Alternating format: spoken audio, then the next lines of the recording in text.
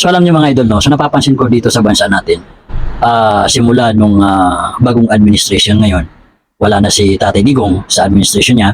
So napapansin ko lang na talagang napakalaki ang ipinagbago ng Pilipinas. Bakit kamo?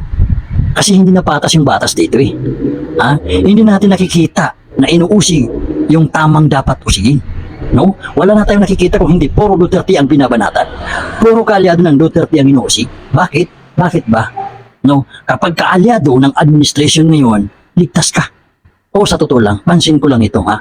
Lalo na ngayon, pasensya ka na Ombudsman Boying Remulla, tanong ko lang ito. Bakit hindi nyo magawa usigin itong mga nagnakaw sa kaban ng bayan? Bakit puro na lang nakikita namin sa social media, puro na lang mga aliado ng Duterte family, ang nakikita namin na binabanatan or kinakasuhan? Wala bang karapatan na kasuhan nyo ang mga kaalyado ng administration ngayon? Ombudsman kayo, karapatan nyo yan. Basta kapag mali, usigin. Kapag tama, ipinsahan. Ganun lang yan. Boying Remulla, pansin ko lang, ang daming galit sa'yo sa social media.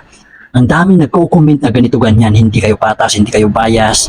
May mga nagsasabi pa, tanong lang ha, hindi ako nagsasabi ito, may mga nagsasabi pa, o baka daw nabayaran kayo, parang ganun. So, para sa akin, dapat gawin nyo lang ng tama. Yun lang ang maano ko rito, no? Kasi nakikita ng taong bayan, grabe, no? Hindi patas eh. So, dapat usigin dito sa Pilipinas. Huwag natin isuko sa ibang bansa. Kanya,